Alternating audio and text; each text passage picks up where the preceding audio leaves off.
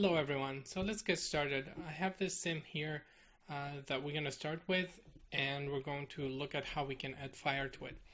But first I wanted to talk about some limitations that the Pyro solver has.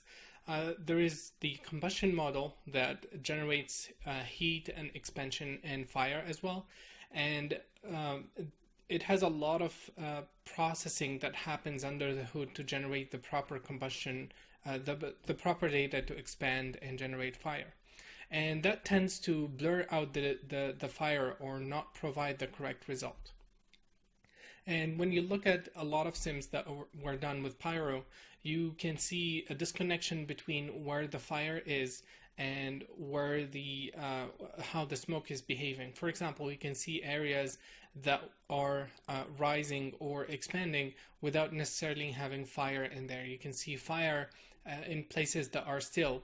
So there's a huge disconnection between what's happening to the sim versus what should be happening. And then you have a lot of detail loss, and we saw that in week 2 or 3 that even with a mid-res sim, mid-res volume, you can still get a lot of details. The trick is to properly disturb that volume to capture all the details that those voxels can incorporate. And the same thing happens to the temperature field. If we treat it as we've been doing with the density field, we can capture a lot of details. And the way it's being created currently in the Pyro solver, it goes through multiple steps. You don't get fire right away. It goes through processing that the result of it is the temperature field or the heat field.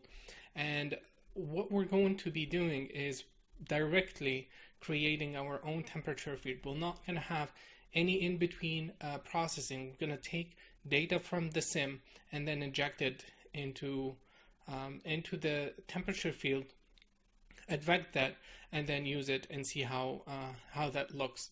And we're going to be building various masks that we will inject into the temperature field, and then based on that temperature, we're going to have the sim behave differently. It's going to rise up, it's going to expand later, and so we're going to have a lot of interaction happening within the sim.